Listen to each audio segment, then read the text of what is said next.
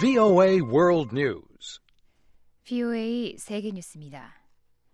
아베 신조 일본 총리가 7일 3차 내각 개편을 단행했습니다. 이번 개각에 따라 국가공안위원장과 방제 담당 대신은 행정개혁 담당 대신으로 기용되는 고노타로 자민당 행정개혁추진본부장이 겸합니다.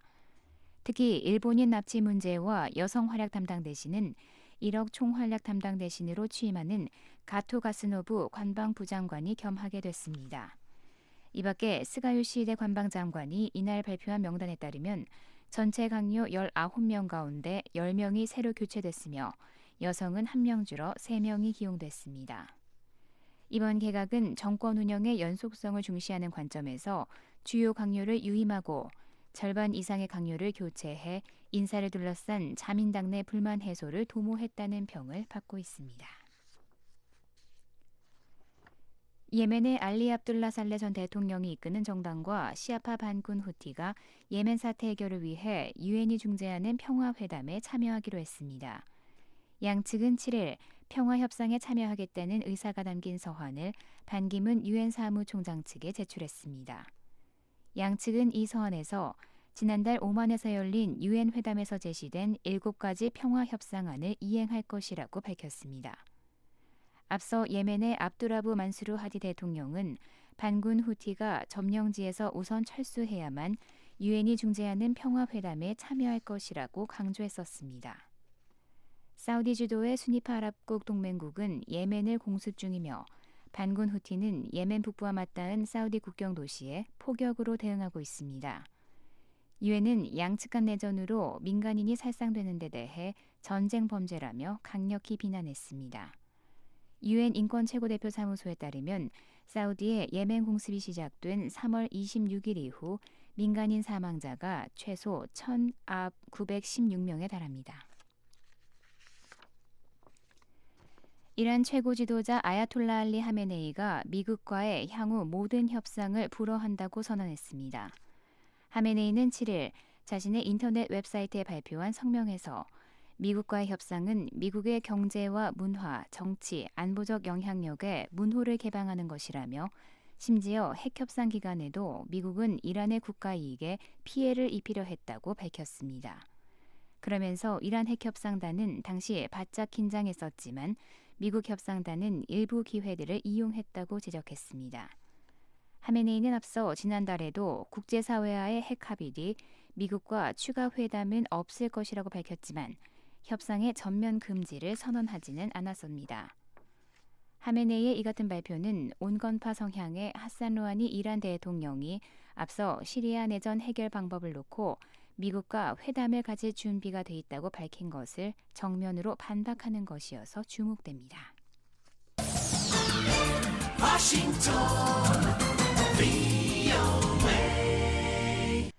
지금 여러분께서는 VOA 세계 뉴스를 듣고 계십니다. 다음 소식입니다.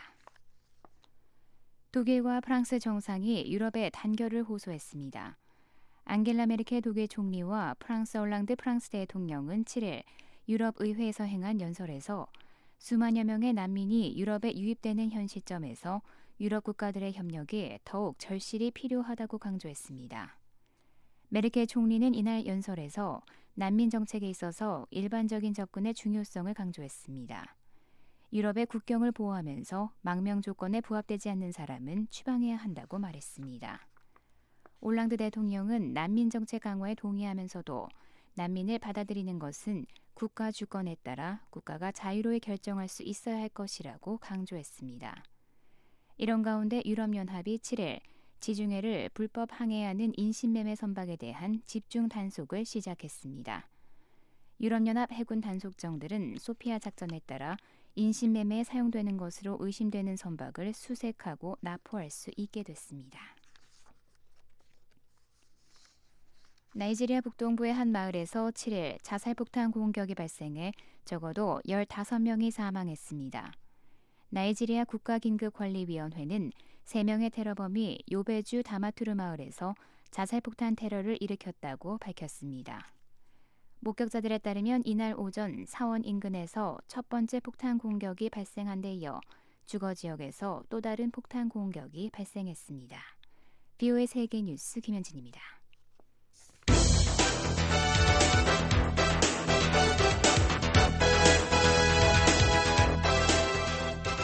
워싱턴 뉴스 광장.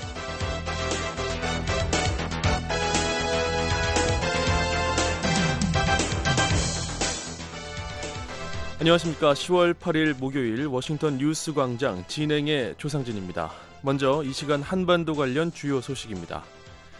토니 블링컨 미국 국무부 부장관은 북한이 비핵화에 응할 준비가 돼 있어야 대화가 가능하다며 진지하고 성의 있는 태도 변화를 촉구했습니다. 윤병세 한국 외교부 장관은 북한이 4차 핵실험을 강행할 경우 유엔 안전보장이사회 단호한 조치에 직면하게 될 것이라고 경고했습니다. 기존의 그런 제재가 이미 강하긴 합니다만은 여전히 더 확대할 수 있는 여지가 상당히 있다. 또 그래서 미국과 중국의 전문가들이 중국의 대북 영향력 약화와 남북 통일 문제에 대한 소극적 태도를 지적했습니다. 또 한중 관계의 전략적 강화는 굳건한 미한 동맹이 뒷받침돼 있기에 가능한 것이라고 평가했습니다. 오늘 북한은 구름 많다가 북서쪽부터 점차 흐려져 낮부터 비가 오는 곳이 있겠습니다. 또 새벽부터 아침 사이에 내륙을 중심으로 안개가 짙게 끼는 곳이 있겠습니다. 아침 최저 기온은 6도에서 16도, 낮 최고 기온은 11도에서 24도가 되겠습니다. 바다의 물결은 0.5에서 2m로 일겠습니다. 워싱턴 뉴스 광장 오늘의 첫 소식입니다. 한국을 방문 중인 토니 블링컨 미국 국무부 부장관은 북한이 비핵화에 응할 준비가 돼 있어야 대화가 가능하다며 진지하고 성의 있는 태도 변화를 촉구했습니다. 중국 방문을 하루 앞두고 있는 블링컨 장관은 또 중국이 북한의 영향력을 발휘해야 한다고 강조했습니다. 서울에서 김환용 기자가 보도합니다. 토니 블링컨 미국 국무부 부장관은 북한이 최근 평화협정 체결을 잇따라 제의하고 있는 데 대해 비핵화 요구에 성의 있게 응할 준비가 돼 있지 않으면 대화하기 어렵다고 밝혔습니다. 블링컨 부장관은 7일 서울 아산정책연구원에서 행한 연설에서 북한은 유엔 안보리 결의 등 국제사회 의무를 준수해야 한다며 이같이 말했습니다. The effort at denuclearization is our top priority. 블링컨 부장관은 한반도에서의 최우선 과제는 북한 비핵화라며 북한이 신뢰할 수 있고 진지한 자세를 보이지 않으면 협상 분위기가 조성되지 않을 것이라고 말했습니다. 블링컨 부장관은 특히 이란 핵협상 타결은 핵 프로그램 동결과 국제사찰단의 사찰 허용 등 이란의 결단이 있었기 때문이라는 점을 거듭 지적하면서 결과는 북한의 행동에 달려있다고 말했습니다. 북한은 노동당 창건 70주년 기념일을 사흘 앞둔 이날 미국에 한반도 정전협정을 폐기하고 평화협정을 체결하자고 제의했습니다. 북한 외무성은 대변인 담화를 통해 정전협정이 체결된 지 60년이 넘었지만 아직도 공고한 평화가 이룩되지 못하고 있다며 이같이 촉구했다고 북한 관영 조선중앙통신이 보도했습니다. 담화는 미국이 대담하게 정책 전환을 하면 북한도 건설적인 대화에 응할 용의가 있다며 그렇게 되면 한반도 안보 환경이 극적인 개선을 맞게 될 것이고 미국의 안보상 우려들도 해소될 것이라고 주장했습니다. 이에 앞서 리수용 북한 외무상은 이달 초 미국 뉴욕에서 열린 제70차 유엔 총회 기조연설에서 미국의 평화협정을 체결하자고 요구했었습니다. 블링컨 부장관은 이와 함께 8일 중국 방문을 앞두고 북한의 태도 변화를 이끌어내는데 중국의 역할이 중요하다고 강조했습니다. 블링컨 부장관은 중국이 2년 전만 해도 북한을 너무 궁지에 몰아넣지 말자고 했겠지만 이후 북한의 도발로 지역 불안정이 빚어지고 있음을 알게 됐을 것이라고 말했습니다. 그러면서 북한에 대해 다른 어떤 나라와도 다른 독특한 관계를 갖고 있는 중국이 북한을 성의 있는 자세로 대화에 나오도록 큰 영향력을 발휘해야 한다고 촉구했습니다.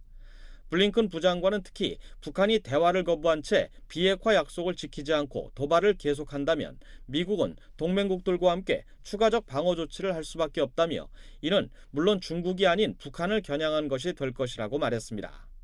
블링컨 부장관은 그러나 고고도 미사일 방어 체계의 한국 배치와 관련해선 아무것도 결정된 게 없고 결정이 된다면 한국 정부와 완전한 협의를 거칠 것이라고 재확인했습니다. 서울에서 VOA 뉴스 김환용입니다. 윤병세 한국 외교부 장관은 어제 국회 외교통일위원회 국정감사에서 북한은 장거리 미사일 시험 발사 의지를 갖고 있는 것 같다고 평가하는 한편 만약 북한이 4차 핵실험을 하게 되면 유엔 안전보장이사회 단호한 조치에 직면하게 될 것이라고 말했습니다. 서울에서 박병용 기자가 보도합니다. 윤병세 한국 외교부 장관은 북한의 장거리 미사일 발사 시험과 관련해 의지 측면에서는 발사하려는 생각이 강한 것 같지만 언제 쏠 것이라고 예단하기는 쉽지 않다고 말했습니다. 다만 미국과 한국, 중국, 러시아 등 국제사회의 압박이 워낙 크기 때문에 이런 분위기를 어느 정도 감안할 가능성도 있다고 말했습니다. 윤 장관은 7일 한국 국회 외교통일위원회 국정감사에서 이같이 답변하고 이와 함께 북한의 4차 핵실험은 유엔 안전보장이사회 결의에 대한 중대한 위반이라고 설명했습니다. 따라서 안보리가 북한의 4차 핵실험에 대해 상당히 단호하게 대응할 것이라고 예상했습니다. 기존의 그런 제재가 이미 강하긴 합니다만은 여전히 더 확대할 수 있는 여지가 상당히 있다. 또 그래서 그걸 구체적으로 논의하고 있다 말씀드리고요. 그리고 이제 이것은 이제 뭐 유엔도 그렇고 뭐 IAEA도 그렇고 이런 해당되는 국가, 국제기구가 다 이제 공유하고 있는 그런 인식이다 이렇게 말씀드리고요. 윤 장관은 또 이번 달에 있을 미한 정상회담에서 고고도 미사일 방어체계 사드의 한반도 배치 논의와 관련해 의제로 논의될 가능성이 전혀 없다고 말했습니다. 윤 장관은 새누리당 김태호 의원이 미한 정상회담에서 동맹 강화 차원에서 사드 논의를 할 것이냐는 질의에 이같이 말하고 다만 지금 가정을 전제로 답변하기는 어렵다고 밝혔습니다. 이와 함께 외교통일위원회 국정감사에서 의원들은 미국과 일본 중심의 거대 자유무역 협정인 환태평양 경제동반자 협정 TPP에 한국이 배제된 것에 대해 다양한 질의를 쏟아냈습니다. 의원들은 특히 가입 시기를 놓친 문제와 통상전략 부재 문제를 놓고 많은 질문을 던졌습니다. 윤 장관은 이에 대해 TPP의 내용이 공개돼야 가입이 이득인지 손해인지 따져볼 수 있다고 말하고 앞으로 어떤 종류의 자유무역협정이라도 쌀은 양허 대상에서 제외될 것이라고 답변했습니다. 윤 장관은 또 최경환 경제부총리 겸 기획재정부 장관의 TPP 가입을 적극 검토한다는 발언과 관련해 한국 정부는 국익을 종합적으로 감안해 가입 여부를 고려할 것이라고 설명했습니다. 서울에서 VOA 뉴스 박병용입니다. 지난 9월 말로 끝난 2015 회계년도에 15명의 탈북 난민이 미국에 입국한 것으로 집계됐습니다. 이로써 2006년 이후 미국에 들어온 탈북 난민은 모두 186명이 됐습니다. 이현철 기자가 보도합니다. 미 국무부가 6일 2015 회계년도 난민 입국 현황 자료를 발표했습니다. 이 자료에서 지난해 10월부터 올해 9월 말까지 2015 회계년도에 미국에 난민 자격으로 입국한 탈북자는 15명으로 집계됐습니다. 월별로 보면 지난해 11월에 5명으로 가장 많았고 7월에 4명, 지난해 12월과 올해 5월에 각각 2명, 1월과 6월에 각각 1명씩이었습니다. 지역별로는 미국 서부 캘리포니아주에 정착한 탈북 난민이 5명으로 가장 많았고 유타주 3명, 콜로라도와 일리노이, 켄터키주에 각각 2명, 조지아주가 1명이었습니다. 탈북자들은 미 의회가 2004년에 제정한 북한 인권법에 근거해 난민 지위를 받아 미국에 정착할 수 있습니다. 지난 2006년에 9명이 미국에 처음 들어온 것을 시작으로 지금까지 모두 186명이 난민 자격으로 미국에 입국했습니다. 회계연도별로 보면 2008년에 37명으로 가장 많았고 2009년이 25명으로 뒤를 이었습니다. 또 2010년과 2014년에는 각각 8명으로 가장 적었습니다. 미국에 들어온 탈북자들은 미국 정부의 지원을 받으며 미국 정착에 필요한 준비를 하게 됩니다. 탈북자가 정착하는 지역에 따라 다르지만 대부분 약 8개월 동안 $200에서 $300 정도의 현금과 의료보험, 식품 구입권 등을 제공받는 것으로 알려졌습니다. 탈북자들은 미국에 정착한 지 1년이 지나면 영구적으로 거주할 수 있는 영주권을 받을 수 있으며 5년이 지나면 미국 시민권을 받을 수 있습니다. BOA 뉴스 이현철입니다. 미국과 중국의 전문가들이 중국의 대북 영향력 약화와 남북 통일 문제에 대한 소극적 태도를 지적했습니다. 굳건한 미한 동맹이 한중 관계의 전략적 강화를 가능케 한 것이라며 세 나라 관계의 유기적 보완성을 지적하는 분석도 나왔습니다. 워싱턴에서 열린 세미나를 백성원 기자가 취재했습니다. 중국은 북한 비핵화 목표에 공감하지만 그 과정에서 주도적 역할을 하지는 않을 것이라고 보니 글레이저 미국 전략국제문제연구소 선임연구원이 내다봤습니다. I don't think that China is likely to lead efforts to denuclearize North Korea. 글레이저 연구원은 6일 워싱턴 존스 홉킨스대 국제관계대학원에서 중국의 대북 정책을 주제로 열린 세미나에 참석해 북한의 비핵화는 미국과 중국의 이해가 일치되는 영역이지만 방법론이나 우선순위에서 양국 간 견해차가 크다고 지적했습니다. 핵이 존재하는 한반도 안정은 있을 수 없지만 동시에 비핵화가 안정을 훼손하는 어떤 수단에 의해서도 추진돼선 안 된다는 게 중국의 견해라는 겁니다. From China's perspective, there can't be stability on the Korean Peninsula with nuclear weapons. But at the same time, denuclearization cannot be pursued by any means that would undermine stability. 글레이저 연구원은 중국이 최근 북한의 육자회담 복귀를 종용하고 유엔 안보리 대북 결의안을 지지하는 등 압박 강도를 다소 높였지만 실질적 대북 영향력은 미국이 우려해야 할 정도로 크게 줄었다고 진단했습니다. 특히 김정은 정권이 출범한 뒤 북한 내부 정보나 상황을 파악하고 중국의 목소리와 우려를 전달할 수 있는 중국의 대북 창구가 말라버렸다고 주장했습니다. Since Kim Jong-un has come to power, I think it's clear that China's channels into North Korea to get access to information, to understand what's going on inside. 글레이저 연구원은 북한 비핵화뿐 아니라 남북 통일 문제에서도 중국의 지지를 바라는 한국 정부의 바람과 달리 중국은 미군 철수 가능성 등 특정 조건이 충족되지 않는 통일을 위험스럽게 여기고 있다고 말했습니다.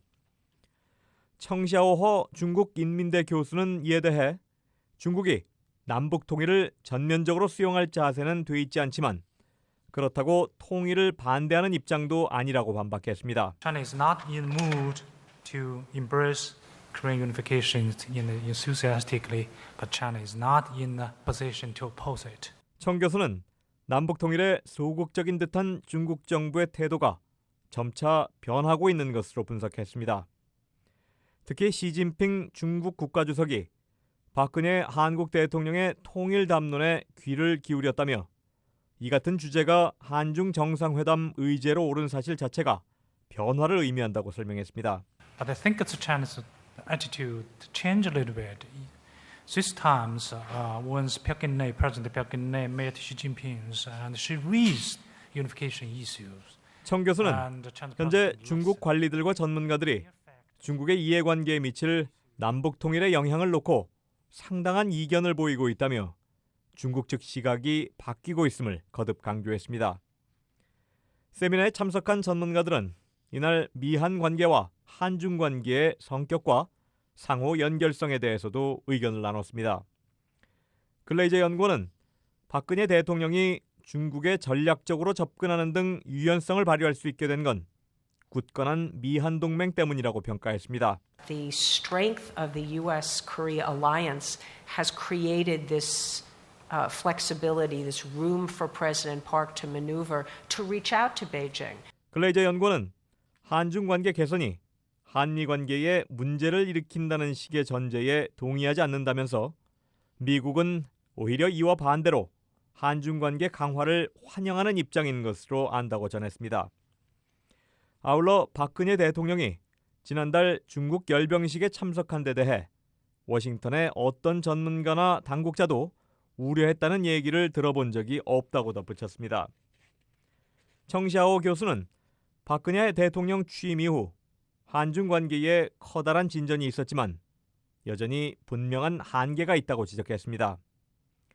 특히 안보 부문에서 한국에 실질적 지원을 하는 데 있어 중국은 미국을 대체할 수 없다고 진단했습니다. I think it's the relationship between the two countries has its limits, and I don't think it's in the security areas China could replace the United States. 청 교수는 또 중국이 한국의 대북 정책을 충족시킬 수 없다며 양국이 북한과 미국에 대해 서로 다른 이해관계와 견해를 갖고 있기 때문이라고 말했습니다. VOA 뉴스 백성원입니다.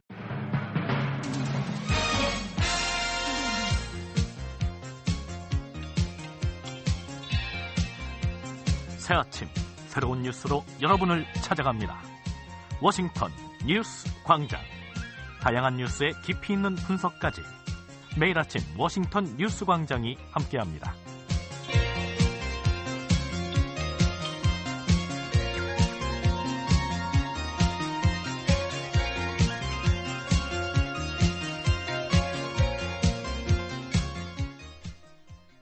북한 김정은 정권의 기반 약화를 위해 미 정부가 대북 정책을 포괄적으로 재평가해야 한다고 워싱턴의 민간단체가 촉구했습니다. 북한 정권의 대량 살상 무기 개발과 확산, 세계 최악의 인권 유린 등을 막는 데 실패했기 때문에 보다 강력한 압박이 필요하다는 주장인데요. 김영권 기자가 보도합니다. 워싱턴의 민간단체인 Foreign Policy Initiative가 최근에 펴낸 정책 제안서에서 미 정부에 보다 강력한 대북 정책을 촉구했습니다. 이 단체는 미국이 위협이 되고 있는 15개 국가와 지역, 단체에 대한 과제와 해법을 제시하며 북한을 두 쪽에 걸쳐 자세히 언급했습니다. 북한에 대해선 대량 살상무기 개발과 확산, 인권 유린, 한국에 대한 위협, 사이버 공격, 내부 빈곤 문제가 지속되고 있다며 이를 막기 위한 미 정부의 기존 정책은 실패했다고 지적했습니다. 그러면서 이는 미국 정부가 대북 정책을 포괄적으로 재평가할 필요성을 명확히 보여준다고 지적했습니다. 단체는 이어 미국 정부가 김정은 정권을 약화시키고 제거하기 위해 압박을 확대해야 한다고 주장했습니다. 북한 정권은 선의로 협상하지 않을 것이기 때문에 북한 내부의 비원화 촉진을 위해서 경제와 정치, 군사적 압박 등 포괄적 전략이 필요하다는 겁니다. Foreign Policy Initiative는 또 중국의 지원이 평양의 문재 정권 생존의 핵심 역할을 한다며 중국에 대한 미국의 압박이 반드시 필요하다고 강조했습니다. 이어 미국이 북한 정권의 안정성을 약화시키기 위한 국제적 노력을 주도해야 한다며 구체적인 방안들도 제시했습니다. 우선 북한 정권의 해외 자산을 동결하고 중국의 대북 지원을 중단토록 압박하며 북한의 재래식 무기와 탄도미사일, 핵기술 판매에 반대하도록 해야 한다는 겁니다. 이어 탈북민들에 대한 지원 노력을 확대하는 한편 김정은 정권에 반대하는 북한인들을 고무시키기 위해 대북 방송을 개선해야 한다고 제안했습니다. 정책 제안서는 북한은 세계 최악의 압제 국가로 미국과 국제사회에 계속 심각한 위협이 되고 있다고 지적했습니다. 특히 북한은 불법적인 핵무기 국가로 핵 확산 금지 조약 NPT를 지속적으로 위반하고 있고 시리아, 이란, 파키스탄 등 다른 불량 국가들의 핵 프로그램 지원을 하고 있다고 지적했습니다. 게다가 김씨 왕국은 미국의 양보에 따른 보상을 되풀이하고 국제 결의 이행을 거부하며 공허한 약속을 하고 있다고 지적했습니다. 또 유엔 북한인권조사위원회 보고서는 김씨 정권이 세계에서 가장 억압적임을 규명했고 북한의 조직적으로 만연된 인권 탄압과 형용할 수 없는 잔악함은 현대 세계에서 유례를 찾기 힘들다고 지적했습니다. Foreign Policy Initiative는 지난 2009년에 설립된 보수 성향의 민간단체로 미국 정부의 국방과 핵무기, 인권, 민주주의 분야 등에 초점을 맞춰 다양한 정책적 제안을 하고 있습니다. 이 단체엔 에릭 에달만 전 국방부 정책차관과 밥 케이건 브루킹스 연구소 선임연구원 등이 이사로 있고 과거 이라크 전쟁을 지지했던 강경 인사들이 다수 참여하고 있는 것으로 알려져 있습니다. VOA 뉴스 김영권입니다. 올해 미국과 북한 간 교역액이 지난해 같은 기간에 20% 수준에 불과한 것으로 집계됐습니다. 이현철 기자가 보도합니다. 지난 1월부터 8월까지 미국과 북한 간 교역액이 440만 달러로 집계됐다고 미국 상무부가 6일 밝혔습니다. 이 같은 수치는 전년도 같은 기간에 22%에 불과한 것입니다. 미 상무부 통계에 따르면 미국이 북한에서 수입한 금액은 전혀 없고 전액 미국이 북한으로 수출한 금액입니다. 또한 8월까지 미국의 대북 수출액 가운데 거의 대부분은 대북 지원을 위한 것으로 보입니다. 총 440만 달러 가운데 85%가 넘는 375만 달러가 민간 기구가 구호 또는 자선으로 제공한 지원 품목으로 분류돼 있습니다. 이 밖에 기타 식품이 45만 달러, 전자제품이 10만 달러, 닭 등 가금류 수출이 5만 6천 달러를 차지했습니다. 미국 정부는 대북 제재 일환으로 식량과 의약품 등 인도적 물품을 제외한 모든 물품의 대북 수출과 수입을 원칙적으로 금지하고 있으며 필요할 경우 허가를 받도록 하고 있습니다. BOA 뉴스 이현철입니다.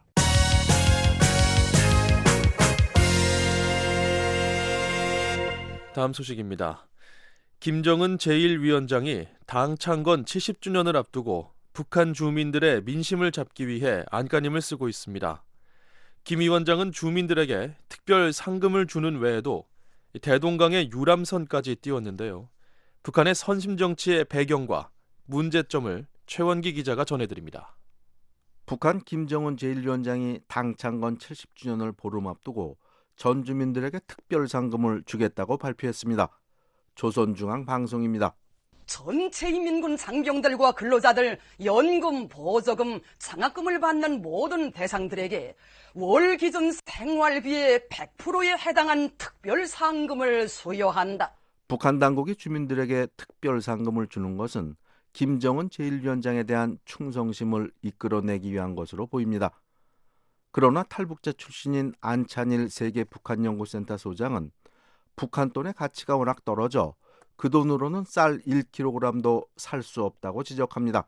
이렇게 일종의 그 당 창건 기념일을 맞으면 이제 상여금, 보너스를 주는 건데 제가 볼 때는 북한 돈은 지금 북한 내에서 특히 장마당 경제에서 북한 돈은 거의 휴지장이나 마찬가지고 왜냐하면 쌀 한 킬로에 6,000원, 7,000원 하는데 결국 4,000원 받는 근로자가 8,000원 받았다 쳐도 쌀 한 킬로 정도 살 수 있는 돈밖에 안 되고 또 경제 전문가들은 이렇게 주민들에게 돈을 나눠주는 것은 인플레, 즉 물가 오름세로 이어질 수 있다고 지적합니다.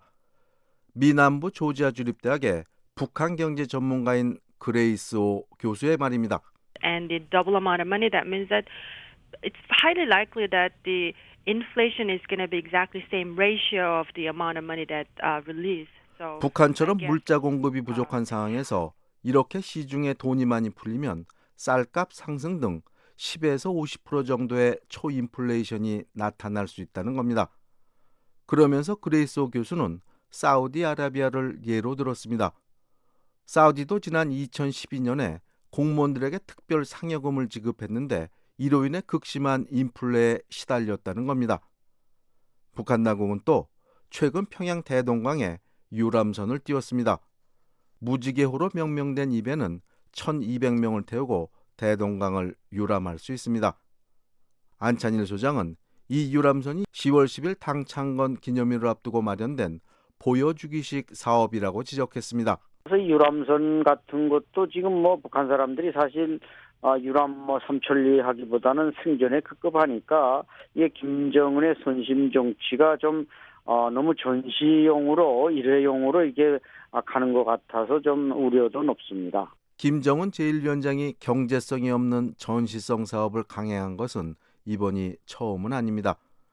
김정은 제1위원장은 지난 4년간 전국의 김일성 주석과 김정일 위원장의 동상을 세우거나 물놀이 시설, 승마장, 스키장, 고급 식당 등을 건설해 왔습니다.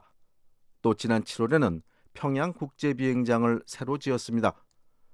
경제 전문가인 그레이스 오 교수는 이런 전시용 사업과 건설이 북한 경제를 한층 어렵게 만들고 있다고 지적했습니다. This is a typical mistake of the government who wants to spend their 이런 money 전시성 on 사업과 건축물이 북한 경제를 발전시키는 것이 아니라 후퇴시킨다는 겁니다. 김정은 제1위원장은 또 당 간부와 군 장성들의 환심을 사기 위한 선물 정치도 강화하고 있습니다. 유엔의 북한인권조사위원회에 따르면 북한이 2012년에 해외에서 사들인 화사치품이 무려 6억 4천만 달러에 달합니다. 이는 전년도보다 6천만 달러나 늘어난 것입니다. 자료에 따르면 북한 당국은 양주, 향수, 화장품, 핸드백, 음향기기, 영상설비, 차량, 시계, 악기 등 다양한 사치품을 수입하고 있습니다. 김정은 제1위원장은 노동당 창건일 등을 계기로 사치품을 당 간부와 군 장성에게 하사하는 것으로 알려졌습니다. 보여주기식 사업과 당 간부 등 특권층을 위한 경제정책으로 빈부격차도 심해지고 있습니다.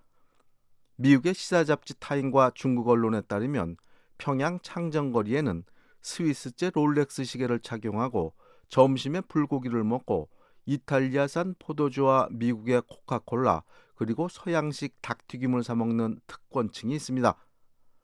반면 끼니를 걱정하며 하루하루를 힘들게 살아가는 주민도 많습니다. 유엔 산하 세계 식량 계획에 따르면 북한에서는 전체 인구의 66%에 해당되는 1,600만 명이 만성적인 식량난을 겪고 있습니다. 안찬일 소장은 북한에서 빈부격차가 갈수록 커지고 있다고 지적합니다. 해당화관이라든지 또 이탈리아 식당 여러 가지 좀 외국에 말하자면은 표준에 맞추려고 몇 가지 보아시설들을 만들어 놨는데 당과 노동당 권력과 결탁한 신흥부자들이 그냥 뭔가 풍요를 누리고 상대적으로 노동자 농민들은 더욱더 빈곤을 누리는 이런 빈익빈 부익부 현상으로 나타나고 있다고 합니다. 갈수록 심해지는 빈부격차와 부정부패가 장차 북한의 사회적, 정치적 불안정을 야기할 공산이 크다고 그레이스오 교수는 전망했습니다. His action would create actually more segregation and more extreme income inequality. 북한의 빈부격차와 불평등 그리고 부정부패가 장차 정치적 불안정으로 이어져 이집트와 튀니지에서 발생했던 제스민 혁명 같은 사태로 발전할 수 있다는 겁니다. VOA 뉴스 최원기입니다. 최근 북한이 한국 국적의 선박이 북한 어선을 들이받고 그대로 달아났다며 배상을 요구하는 사건이 있었는데요. 한국 해경의 조사 결과 이 배는 23,000톤급의 한국 화물선인 것으로 확인됐습니다. 서울에서 한상미 기자가 보도합니다. 한국의 부산해양경비안전선은 지난 1일 오전 강원도 강릉시 정동면 북동방 190마일의 공해상에서 어로 작업 중이던 북한 어선 두루봉 3호와 충돌한 선박이 한국 국적의 제주 선적 23,000톤급 화물선 하이니호라고 6일 밝혔습니다. 한국 해경은 이 선박이 6일 오전 1시 타이완 가오슝항에 입항한 사실을 확인하고 타이완 측에 의뢰해 이 선박에서 폭 1m, 길이 6m의 충돌 흔적을 확인했습니다. 한국 해경은 당시 항해사로부터 어선과 충돌했다는 진술을 확보했다고 밝혔습니다. 부산해양경비안전서 음진경 홍보실장입니다. 한국 제주 선적 화물선이고 당시에 운항했던 항해사는 현재 일단 신한 상태입니다. 뭔가 충돌한 것 같다. 당시에는 자기가 충돌했는지 알 수 없었는데 야간이고 또 배도 크고 차이가 나다 보니까 선박을 확인한 결과 선박에서 부딪힌 흔적도 있고 이런 정황을 봤을 때 충분히 어떤 충돌했다 그 혐의가 되기 때문에. 한국 해경은 항해 일지와 선박 항해 기록 장치 등을 분석해 조만간 선박 관계자를 상대로 충돌 경위를 조사할 방침이라고 밝혔습니다. 이어 하이니호에 대한 모든 조사가 끝나고 과실 혐의가 밝혀지면 보험 등 민간 차원의 보상이 이루어지게 될 것이라고 설명했습니다. 한국 해경은 통일부를 통해 북한 어선의 피해 상황을 확인하고 배상에 대한 협의를 진행할 예정입니다. 이에 앞서 북한 관영 조선중앙통신은 지난 1일 새벽 1시 25분쯤 한국 선박이 어로 작업을 하던 함경북도 무역관리국 소속 두루봉 3호를 들이받고 도주했다고 보도했습니다. 조선중앙통신은 사고 직후 북측 선장이 한국 선장과의 통화를 요구했지만 한국 측 선박이 잠시 기다리라고 한 뒤 속도를 높여 달아났다고 주장했습니다. 조선중앙통신은 범죄를 저지르고 도주한 선박을 엄격히 조사해 사죄할 것과 큰 피해를 입은 북측 선박과 선원에 대해 배상할 것을 한국 정부에 요구했습니다. 서울에서 VOA 뉴스 한상미입니다. 워싱턴 뉴스 광장 함께하고 계십니다. 저희 방송의 주파수를 잠시 안내해드리겠습니다. VOA 한국어 방송은 한반도 시간으로 아침과 저녁 두 차례 방송해드리고 있는데요. VOA 아침 방송은 한반도 시간으로 매일 아침 3시 30분부터 5시 30분까지 2시간 동안 단파 5875, 7365, 7485kHz로 보내드리고 있습니다. 저녁 방송은 한반도 시간으로 매일 저녁 7시 30분부터 11시 30분까지 4시간 동안 중파와 단파를 통해 보내드리고 있습니다. 중파는 1188kHz로 저녁 8시부터 자정까지 4시간 동안 보내드립니다. 단파는 7460, 11990kHz로 저녁 8시 30분부터 11시 30분까지 3시간 동안 보내드립니다. 또 저녁 8시 30분부터 9시 30분까지는 단파 9490kHz, 또 밤 9시 30분부터 11시 30분까지는 11935kHz로 들으실 수 있습니다. 또한 저희 방송은 인터넷으로 언제든지 청취하실 수 있습니다. 저희 방송을 다시 듣기 원하시는 분은 인터넷 웹사이트 주소 www.voakorea.com으로 접속하시면 됩니다. 여러분의 많은 애청 부탁드립니다.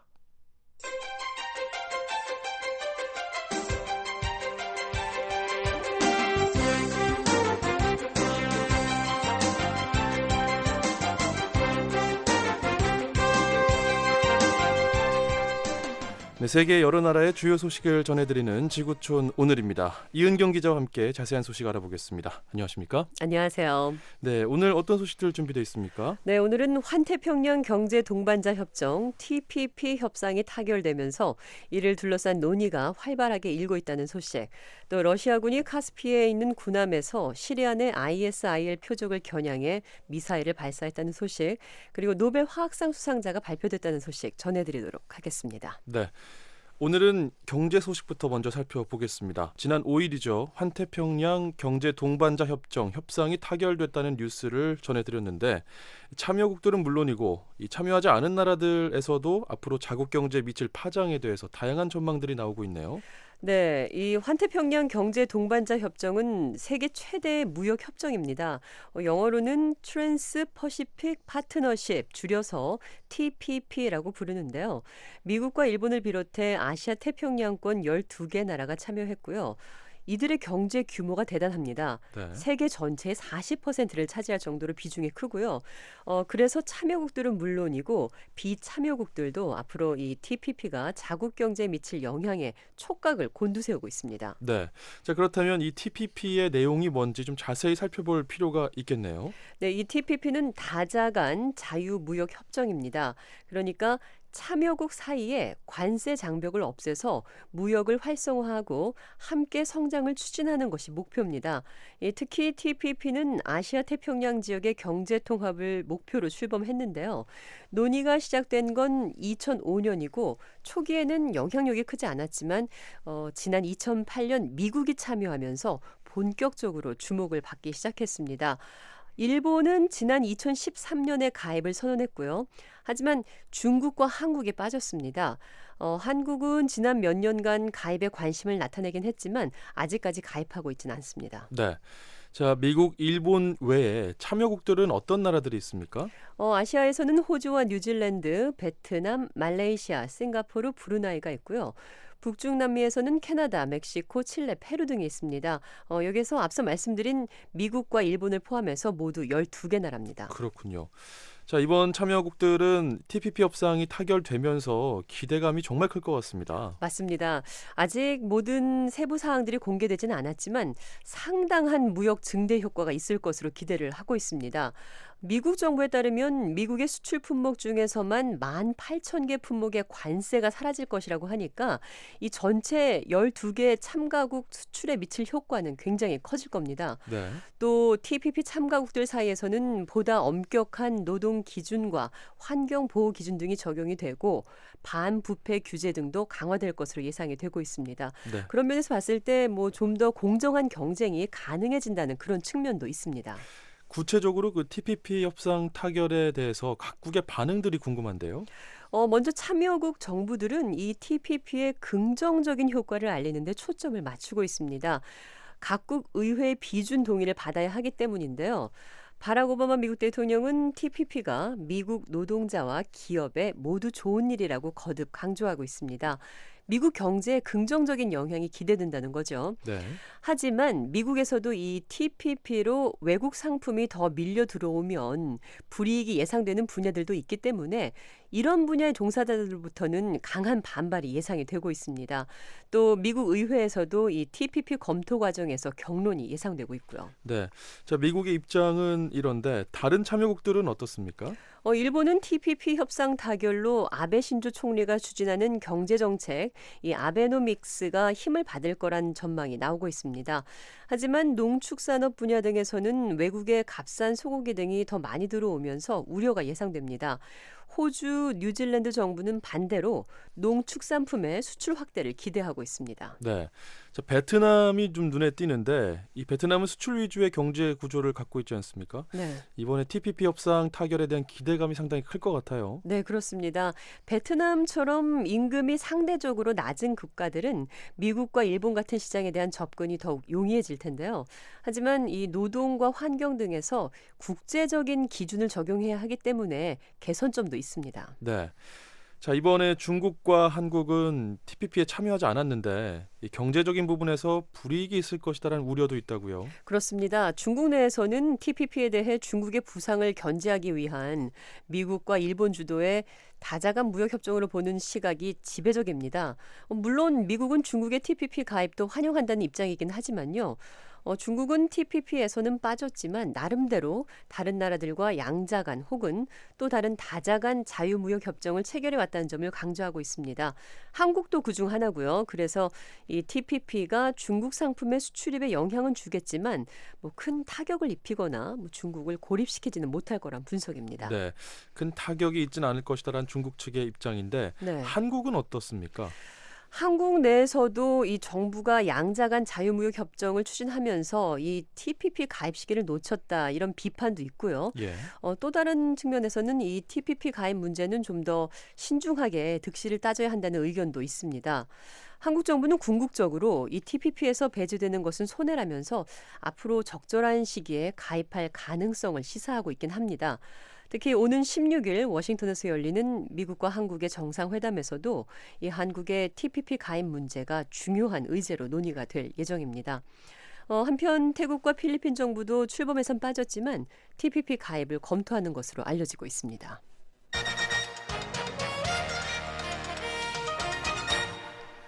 네, 지구촌 오늘 이은경 기자와 함께하고 있습니다. 계속해서 경제 소식 살펴보죠. 국제 결제 시장에서 중국 위안화가 처음으로 일본 엔화보다 많이 쓰인 것으로 나타났다고요? 네, 중국 위안화 결제 비중이 일본 엔화를 제치고 세계 4위에 오른 것으로 나타났습니다. 국제은행 간 통신협회 SWIFT에 따르면 지난 8월 위안화 결제 비중은 전체 결제의 2.79%를 기록했는데요. 일본 엔화의 2.76%보다 높았습니다. 월별 집계에서 중국 위안화가 일본 엔화를 제친 것은 이번이 처음입니다. 네. 자, 국제적으로 이 중국 위안화 결제 비중은 계속 늘고 있는 거죠? 네, 맞습니다. 세계 경제에서 이 중국 경제가 차지하는 비중이 높아지고 있고요. 또 위안화 결제를 늘리기 위한 중국 정부의 노력도 효과를 거두면서 지난 몇 년 사이에 급증했습니다. 3년 전인 지난 12년 8월 이 위안화 결제 비중이 0.84%로 전 세계 12위였는데요. 3년 만에 4위까지 오른 겁니다. 자, 중국 경제 급성장을 보여주는 결과가 아닌가 싶은데 네. 그래도 역시 1위 통화는 미국 달러화겠죠? 네, 맞습니다. 미국 달러화 결제 비중이 44.8%로 1위입니다. 절반에 조금 못 미치죠. 네. 이어서 유로화가 27.2%로 2위, 영국 파운드화가 8.5%로 3위였습니다. 이 국제은행 간 통신협회는 전체 국제 결제 시장에서는 중국 위안화가 4위였지만 무역 금융 분야에서는 미국 달러화에 이어 두 번째로 영향력이 강한 통화라고 강조를 했는데요. 전문가들은 세계 2위 경제 국가인 중국의 위상을 볼 때 이 위안화의 비중은 계속 증가할 것으로 전망을 하고 있습니다. 그렇군요. 자, 이게 중국 위안화의 쓰임새는 계속 늘고 있는데 이 중국의 외화 보유고가 5개월 연속 감소세라는 소식이 있네요. 네, 중국인민은행이 발표한 내용입니다. 중국의 외화 보유액은 지난달 3조 5,573억 달러보다 432억 6천만 달러 줄어든 3조 5,141억 달러를 기록했는데요. 말씀하신 대로 5개월 연속 감소세이고요. 그 기간 동안 줄어든 총액이 2,340억 달러에 달한다고 합니다. 하지만 그래도 중국의 외환 보유액은 여전히 세계 1위입니다. 네, 이렇게 그 외환 보유액이 줄어든 이유는 뭡니까? 전문가들은 중국 정부가 최근 단행한 위안화 평가 절하와 관련이 있는 것으로 보고 있는데요. 위안화 평가 절하로 외국 자본 이탈이 심화되면서 중국 금융 당국이 보유 외환을 풀어서 대응에 나섰기 때문이라는 겁니다. 네, 계속해서 시리아 사태 살펴보겠습니다. 러시아가 시리아 내 공습 활동에 대해서 이 미국과 조율을 할 의사가 있다 이렇게 밝혔다고요? 그렇습니다. 러시아 국방부 대변인인 이고르 코나셴코프 소장은 7일 자국 언론에 미국 국방부의 그런 요청을 검토했으며 실현될 수 있다고 말했는데요. 코나셴코프 소장은 시리아의 ISIL 격퇴를 위한 군사작전의 틀 안에서 양국의 활동을 조율하자는 미국 측 제안을 신속히 검토했다면서 제안은 실현될 수 있을 것이라고 말했습니다. 다만 일부 기술적 문제들을 확인할 필요가 있다면서 빠르면 7일 양국 국방부 전문가들이 이 문제를 논의할 것이라고 설명했습니다. 네, 자 미국과의 조율할 의사가 있다 이렇게 밝혔다면 러시아가 그동안 이 시리아에서 ISIL보다는 반군을 겨냥한다는 비판이 많았는데 이게 좀 영향을 미쳤을까요? 네, 러시아는 지난달 30일 시리아 공습에 나서면서 현지 ISIL 기지들을 폭격하고 있다고 주장은 해왔지만 이 미국과 영국 등 서방국들은 말씀하신 대로 이 러시아의 공습이 바샤르 알 아사드 시리아 정권에 맞서 싸우는 반군들을 주로 겨냥하고 있다고 비난을 해왔습니다. 네. 또 이 미국과 러시아 공군이 각각 시리아 내에서 공습 작전을 벌이면서 양측의 우발적인 충돌 가능성을 막기 위한 대화의 필요성도 제기돼 온 게 맞습니다. 네. 자, 미국은 러시아와의 조율에 터키도 참여시킬 수 있다는 입장이라고요? 네, 마크 토너 미 국무부 부대변인은 앞서 시리아 내 ISIL 격퇴전 과정에서 러시아와 미국 간 군사 충돌을 방지하기 위한 협상에 터키를 참여시킬 수 있다고 전했는데요. 터키 국방부도 시리아 군사작전과 관련한 양국 공조 문제를 협의하자고 러시아 측에 제안한 것으로 알려졌습니다. 이 같은 제안은 시리아에서 공습 작전을 벌이고 있는 러시아 공군기들이 터키 영공을 2차례나 침범하고 터키 정부가 이에 대해 강력 항의한 후에 나왔습니다. 네. 러시아가 공습뿐만 아니라 이 카스피에 있는 군함에서 발사한 미사일로 이 시리아 ISIL 목표물을 타격했다는 소식도 있네요. 네, 역시 러시아의 시리아 군사 개입 확대를 보여주는 중요한 소식입니다. 러시아 국방부는 7일 카스피에 있는 군함 4척에서 26발의 순항 미사일을 발사했고요. 또 모두 11개의 ISIL 관련 목표를 타격해서 완전히 파괴했다고 밝혔습니다. 세르게이 쇼이구 러시아 국방장관은 이런 사실을 블라디미르 푸틴 러시아 대통령에게 직접 보고했다고 하는데요. 이 쇼이구 장관은 러시아 함정에서 1,500km 가까이 떨어진 목표물을 명중한 것은 러시아 무기 체계의 높은 효율성을 보여준 것이라고 강조했습니다. 네, 그런데 이 터키가 러시아 전투기의 자국 영공 침공에 대해서 강력하게 항의를 했었는데 이번에 그 카스피에서 시리아 표적을 명중시키려면 역시 터키를 지나가야 하는 것 아닌가요? 네, 러시아 국방부는 카스피에서 발사된 순항 미사일이 이란과 이라크 영공을 거쳐 시리아로 날아갔으며 사전에 해당 정부와 조율했다고 밝혔습니다. 또 발사된 미사일은 사람이 없는 지역만을 비행했고 또 이번 공격으로 민간인 피해는 전혀 없었다고 주장했습니다. 네, 오늘 마지막 소식 살펴보겠습니다. 자, 올해 노벨상 그 과학 분야 수상자들이 쭉 선정이 되고 있는데 네. 오늘은 이 노벨 화학상 수상자가 나왔네요. 네, 스웨덴과 미국, 터키의 과학자 3명이 올해 노벨 화학상을 공동 수상했습니다. 이 스웨덴 왕립과학원 노벨위원회는 스웨덴의 토마스 린달 교수, 미국의 폴 모드리치 교수, 터키의 아지즈 산자르 교수를 노벨 화학상 수상자로 선정했다고 밝혔습니다. 이 산자르 교수는 터키와 미국의 이중 국적자입니다. 네. 자, 이분들은 어떤 공로를 인정받았을까요? 네, 왕립과학원은 이들이 연구를 통해서 세포가 어떻게 손상된 DNA를 복구하고 유전자 정보를 보호하는지 그런 것을 밝혀냈다면서 이것은 세포 기능에 대한 근본적인 지식을 제공했다 이렇게 설명을 했습니다. 또 이런 성과는 유전 관련 질환 또 암 치료를 위한 연구에도 도움이 됐다고 밝혔습니다. 네, 이 산자르 교수는 이 터키와 미국의 이중 국적자인데 터키에서 노벨상 과학 분야 수상자가 나온 건 이번이 처음이라고요? 네, 맞습니다. 과거 터키 소설가가 노벨 문학상을 받은 적은 있지만 과학 분야는 이번이 처음입니다. 이 산자르 교수는 원래 축구 선수가 꿈이었다고 하는데요. 청소년 국가대표로 뽑힐 정도로 실력도 뛰어났었다고 합니다. 네. 그렇지만 키가 크지 않아서 꿈을 접었다고 하고요. 대신에 이렇게 훌륭한 과학자가 됐습니다. 한편 스웨덴의 린달 교수는 노벨상 수상자를 심사하는 스웨덴 왕립과학원 회원으로서는 첫 노벨상 수상자라는 그런 기록을 남겼습니다. 자, 오늘 여기까지 듣겠습니다. 지구촌 오늘의 이은경 기자였습니다.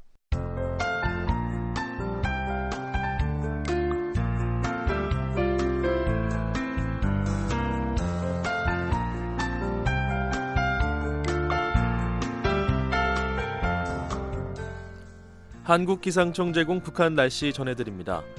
오늘 북한은 구름 많다가 북서쪽부터 점차 흐려져 낮부터 비가 오는 곳이 있겠습니다. 또 새벽부터 아침 사이에 내륙을 중심으로 안개가 짙게 끼는 곳도 있겠습니다. 아침 최저 기온은 6도에서 16도, 낮 최고 기온은 11도에서 24도가 되겠습니다. 바다의 물결은 0.5에서 2m로 일겠습니다. 다음은 지역별 날씨입니다.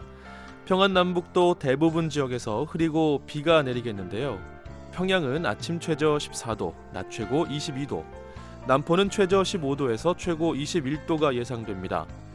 신의주는 아침 최저 15도, 낮 최고 18도, 강계는 최저 12도에서 최고 17도 분포를 보이겠습니다. 황해도 지역도 오전에 구름 많다가 오후 들어 흐리고 비가 내리겠습니다. 해주는 최저 16도, 최고 24도, 개성은 최저 13도, 최고 24도가 예상됩니다. 함경 남북도 지방도 오전에는 구름 많겠고 오후 들어 비가 내리고 흐릴 것으로 예상됩니다. 함흥 최저 기온은 13도, 최고 22도, 장진 최저 6도, 최고 16도, 원산은 최저 15도, 최고 22도, 해산은 최저 9도, 최고 16도를 기록하겠습니다. 청진 최저 기온은 14도, 최고 19도, 선봉도 최저 12도에서 최고 18도가 예상됩니다. 다음은 해상 날씨입니다. 동해 앞바다는 구름만 많이 끼겠지만 먼 바다에서는 비가 예상됩니다. 물결은 0.5에서 2m로 일겠습니다. 서해도 구름 많고 비가 내리겠습니다. 물결은 0.5에서 2m로 일겠습니다. 내일 날씨 살펴보겠습니다. 내일은 서쪽 지방은 대체로 맑겠으나 함경 남북도 지방은 흐리고 가끔 비가 오는 곳이 있겠습니다. 한국기상청 제공 북한 날씨였습니다. 10월 8일 목요일 워싱턴 뉴스광장을 애청해주신 여러분 감사합니다. 지금까지 진행의 조상진이었습니다. 곧이어 VOA 세계 뉴스가 이어집니다.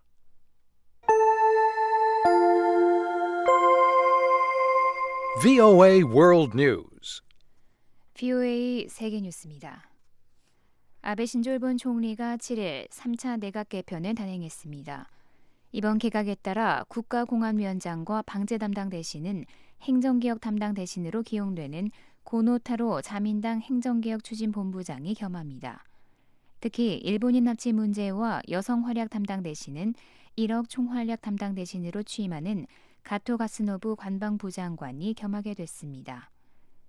이 밖에 전체 강요 19명 가운데 10명이 새로 교체됐으며 여성은 1명 줄어 3명이 기용됐습니다. 예멘의 알리 압둘라 살레 전 대통령이 이끄는 정당과 시아파 반군 후티가 예멘 사태 해결을 위해 유엔이 중재하는 평화회담에 참여하기로 했습니다. 양측은 7일 평화협상에 참여하겠다는 의사가 담긴 서한을 반기문 유엔 사무총장 측에 제출했습니다. 양측은 이 서한에서 지난달 오만에서 열린 유엔 회담에서 제시된 7가지 평화협상안을 이행할 것이라고 밝혔습니다. 앞서 예멘의 압두라브 만수르 하디 대통령은 반군 후티가 점령지에서 우선 철수해야만 유엔이 중재하는 평화회담에 참여할 것이라고 강조했었습니다. 이란 최고 지도자 아야톨라 알리 하메네이가 미국과의 향후 모든 협상을 불허한다고 선언했습니다. 하메네이는 7일 자신의 인터넷 웹사이트에 발표한 성명에서 미국과의 협상은 미국의 경제와 문화, 정치, 안보적 영향력에 문호를 개방하는 것이라며 심지어 핵 협상 기간에도 미국은 이란의 국가이익에 피해를 입히려 했다고 밝혔습니다. 하메네이는 앞서 지난달에도 국제사회와의 핵 합의 뒤 미국과 추가 회담은 없을 것이라고 밝혔지만 협상의 전면 금지를 선언하지는 않았었습니다. 하메네이의 이 같은 발표는 온건파 성향의 하산 로하니 이란 대통령이 앞서 시리아 내전 해결 방법을 놓고 미국과 회담을 가질 준비가 돼 있다고 밝힌 것을 정면으로 반박하는 것이어서 주목됩니다.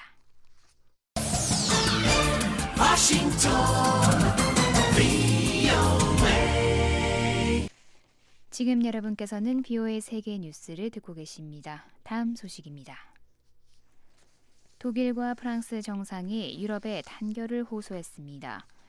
앙겔라 메르켈 독일 총리와 프랑스 올랑드 프랑스 대통령은 7일 유럽 의회에서 행한 연설에서 수만여 명의 난민이 유럽에 유입되는 현 시점에서 유럽 국가들의 협력이 더욱 절실히 필요하다고 강조했습니다. 메르켈 총리는 이날 연설에서 난민 정책에 있어서 일반적인 접근의 중요성을 강조했습니다. 유럽의 국경을 보호하면서 망명 조건에 부합되지 않는 사람은 추방해야 한다고 말했습니다. 올랑드 대통령은 난민 정책 강화에 동의하면서도 난민을 받아들이는 것은 국가 주권에 따라 국가가 자유로이 결정할 수 있어야 할 것이라고 강조했습니다. 이런 가운데 유럽연합이 7일 지중해를 불법 항해하는 인신매매 선박에 대한 집중 단속을 시작했습니다.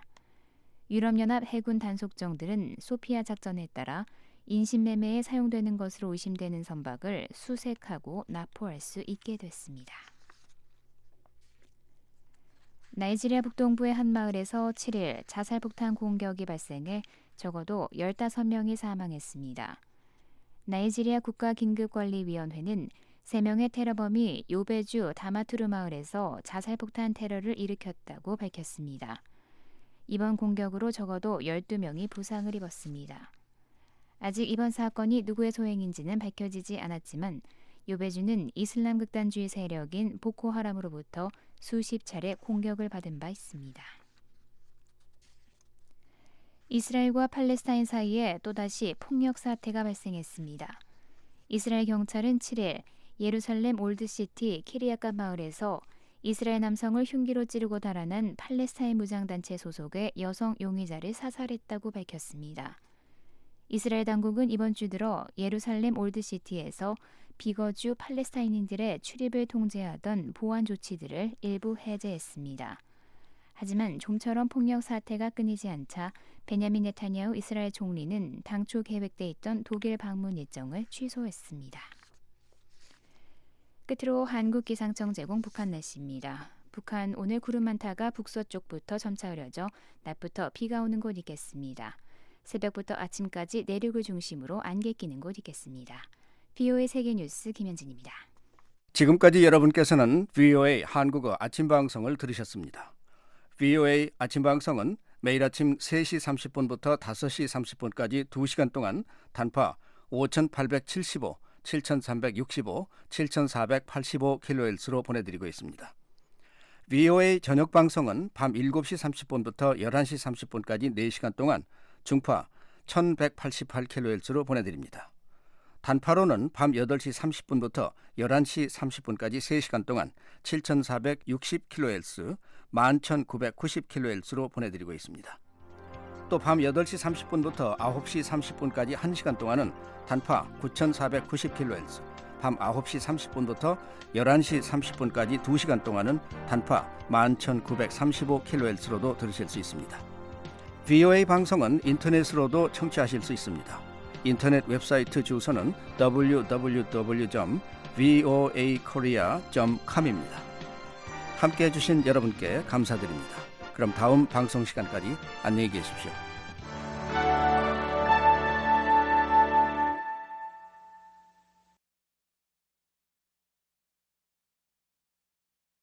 This program has come to you from the Voice of America, Washington.